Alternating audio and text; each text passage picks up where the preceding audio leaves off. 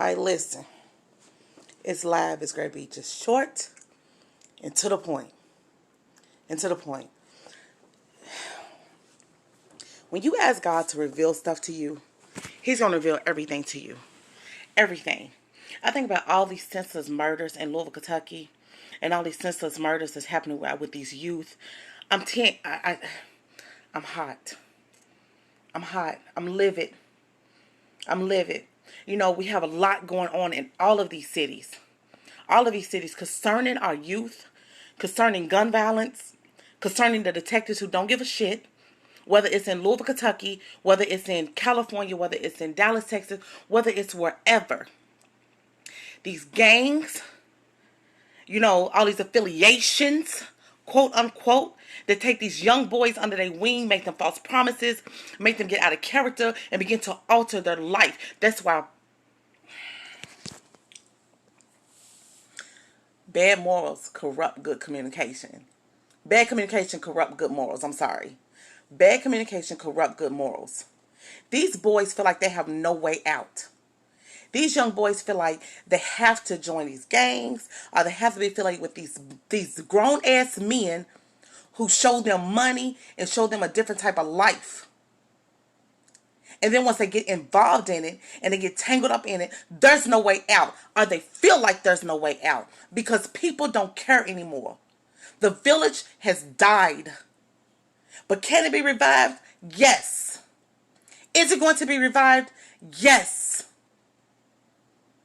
Well, she sounds bitter. She sounds angry. I am. I'm angry and I'm on the verge and a line of bitterness.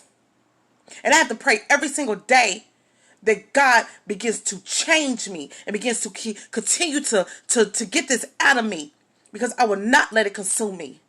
But I am livid. For the simple fact, I paid attention to my son. People's like, well, you don't know what your son did. I knew everything that my son was into. That's why I didn't sugarcoat nothing about his death. I didn't sugarcoat nothing about his life. Because these children are getting entangled in this loose wrap that these grown-ass men are feeding them. And half of them are cowards because they're allowing these young boys to do jobs that grown men, not even grown men, are supposed to be doing. Putting guns in their hand, promising them a lifestyle that they've always desired. Wake up, parents. Wake up, world. We still have the ability to get these kids back. I want to go in depth so much of what I'm talking about. But they become victims. And once they become victims, then the world labels them as thugs and losers and nothing and gangbangers. So they don't care about them. Or they throw them on the back burner like they never existed. Well, not my son. He will get justice. And the detectives will get off their ass and do their jobs. So all this systematic shit that's going on, sorry about the language, but I am beyond livid. I'm beyond livid. They grab these young boys, especially the ones with dreams, and want to get their mamas out of the projects, want to get their mamas in a better home, thinking of how can I make our life better for my siblings. And then they give them these pipe dreams, which the pipe dreams turn into rust. And the rust turns toxic. And then the toxicity kills our youth. I'm livid. So if you're feeling guilty, if you can't face the whatever you need to face because of what you know you did, good. But not just for mine, it's for other young boys. Young girls as well. Because they get wrapped up in it too. Well, if you do this and set him up, then I'll give you this. And okay, it could be for purses, their nails done, hair done, anything that they're missing, the void is missing. They are filling them with crap. can be bold enough to say it. You grown men are trifling. You getting these little boys, you bringing them under your wing, you showing them a different life, you giving them money, you making it look all fancy and gold. You painting them champagne dreams. You giving them all the things that they're desiring, and then you rope them into a lifestyle that will eventually kill them. What profits a man to gain the whole world and lose his soul? I'm glad my son wanted to stop. I'm glad my son put a halt on it. He was not perfect, no. But he knew he could not continue in that lifestyle. So no, you didn't take his life. He gave up the ghost. He decided to stop because he was tired.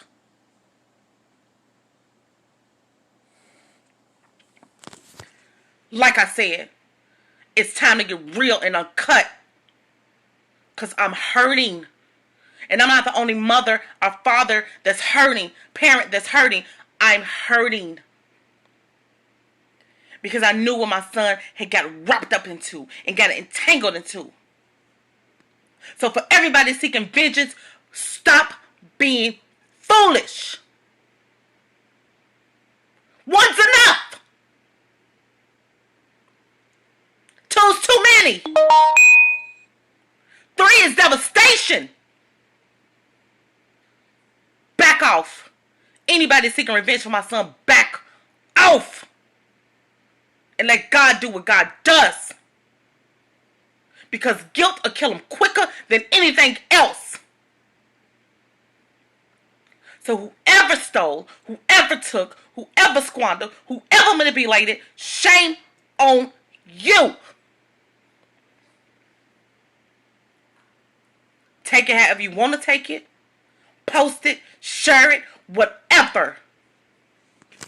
But all of this manipulation that's coming from these grown men, that's coming from them feeding these kids pipe dreams, will not last. So if you can't face me, good. And I refuse to let anger, I refuse to let bitterness, and I refuse to let unforgiveness fester in me. So I'd rather say it than to allow myself to meditate on it.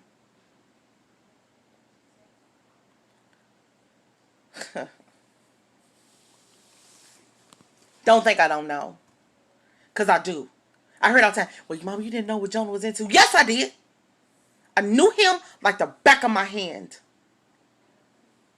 But when you in too deep, you either sink or swim. And they don't give you life preserves in this lifestyle. They don't give you a plank to hold on to in this lifestyle. They don't give you a boat to climb into in this lifestyle. They don't rescue you in this lifestyle. They push you deeper and further into the ocean to where you have no choice but to sink and die. They don't care about you. They don't care if you survive or die. As long as you do the job they set you out to do. But everybody will have their judgment day.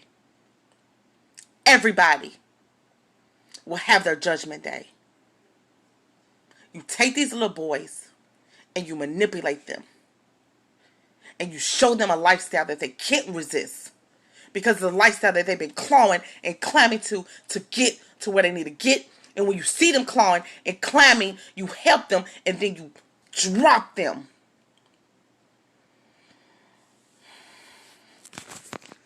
This is what you call a Holy Ghost anger. I'm so angry, but I cannot sin. You can be angry and sin not. What does that mean? It means you can be angry, but do not seek revenge on our behalf. It brings nothing but more anger, nothing but more vengeance, nothing but more death. So stop it.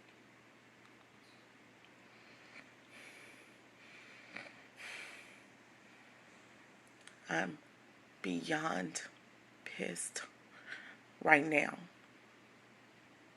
because you will not taint my son's name, because some of these young men don't know their way out. He did, and he chose death. And I'm not mad at him for that. I'm more hurt, and I'm not even disappointed in him, because he chose what he felt would protect his family and his namesake. But shame on anybody who misleads these kids, these young black males. You have some white ones in there, you have some Asian in there, but majority of it is black males. But you claim Black Lives Matter. Do they? Do they?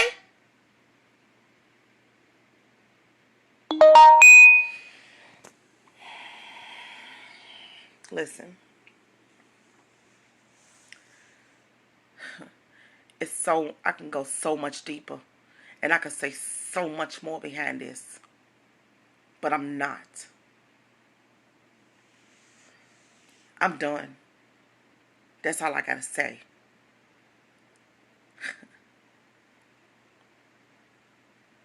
Black men, you've got to do better.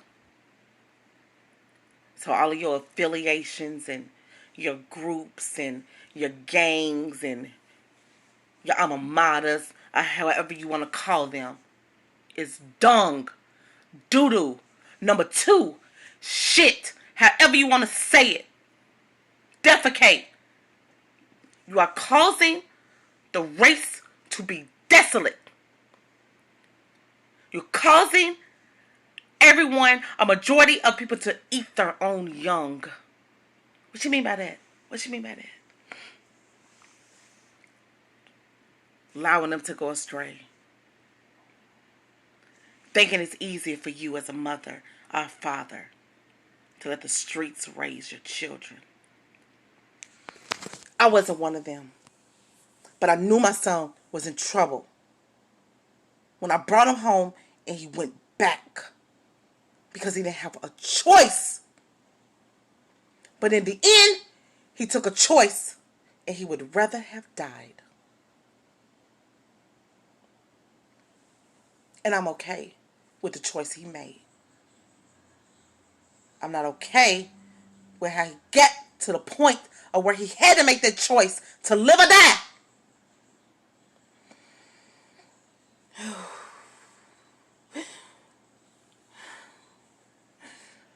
This has got to stop. I am beyond livid right now. Because black lives do not matter. And I said what I said.